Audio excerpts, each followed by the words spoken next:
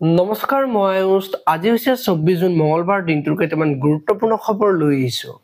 প্ৰথম খবৰটো হৈছে ইৰাণৰ আক্ৰমণৰ পিছতে তৎপৰ ডোনাল্ড ট্ৰাম্প প্ৰতিৰক্ষা মন্ত্ৰীৰ সৈতে বৈঠক ট্ৰাম্পৰ।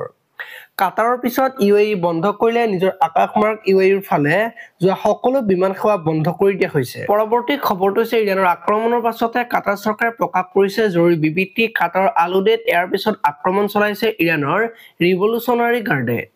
কাটাৰৰ সাৰ্বভৌমত্বৰ ওপৰত আঘাত সনাৰ অভিযোগ উত্থাপন কৰিছে ইৰাণৰ বিৰুদ্ধে। পৰৱৰ্তী খবৰটো হৈছে অৱশেষত ব্ৰহ্মাস্ত্ৰ প্ৰয়োগ কৰাৰ সিদ্ধান্ত ইৰাণৰ।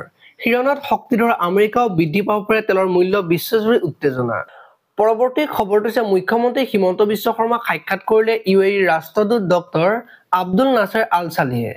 দিছপুৰৰ লোকসেৱা ভৱনত মুখ্যমন্ত্ৰীয়ে ইউএইৰ ৰাষ্ট্ৰদূতজনৰ বিভিন্ন বিষয়ক লৈ আলোচনা। পৰৱৰ্তী খবৰটো হৈছে দুটা ইনিংছত দুৰন্ত চেঞ্চুৰী লিডছত দুটাকৈ বিশ্ব ৰেকৰ্ড গঢ়িলে ঋষভ পন্তে। পৰৱৰ্তী খবৰটো হৈছে গুটখা খাই কৰুণ মৃত্যু। আৰক্ষী বিষয়াৰ পেকেটে ঢালি দিওঁতেই ডিঙিত গুটখা লাগি ধৰি মৃত্যু সুৰজিৎ ডেকাৰ। পৰৱৰ্তী খবৰটো হৈছে সাৱধান, জৰুৰী কাম নাথাকিলে আজি বাহিৰলৈ নাযাব। উজনিৰ পৰা নামনিলৈ ধুমুহা বৰষুণ, বজ্ৰপাতে চলাব তাণ্ডৱ লীলা।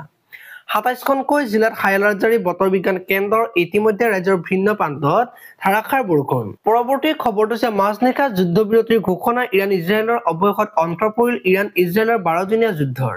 ইৰাণ ইজৰাইললৈ অভিনন্দন ট্ৰাম্পৰ। পৰৱৰ্তী খবৰটো হৈছে ৰাজ্যত পুৱাই ভূমিকম্পৰ জোকাৰণি। ৩.৭ পাবল্যৰ ভূমিকম্পই জোকাৰি যায় নগাঁৱৰ লগতে ৰাজ্যৰ কেইবাটাও প্ৰান্ত।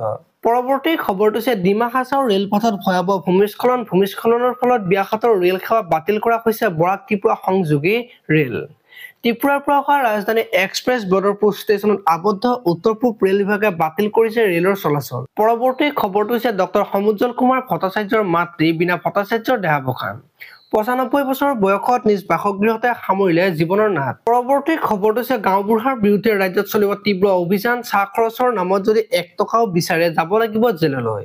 শীঘ্ৰেই চলিব গাঁওবুঢ়াৰ বিৰুদ্ধে এই অভিযান। আজিলৈ মানে আপোনালোকে যদি ভিডিঅ'টো চাই ভাল পালে তেতিয়াহ'লে লাইক কৰিব আৰু এনেকুৱা ধৰণৰ খবৰ সদায় পাই থাকিবলৈ চেনেলটো ছাবস্ক্ৰাইব কৰি বেল আইকনটো প্ৰেছ কৰি দিব। ধন্যবাদ।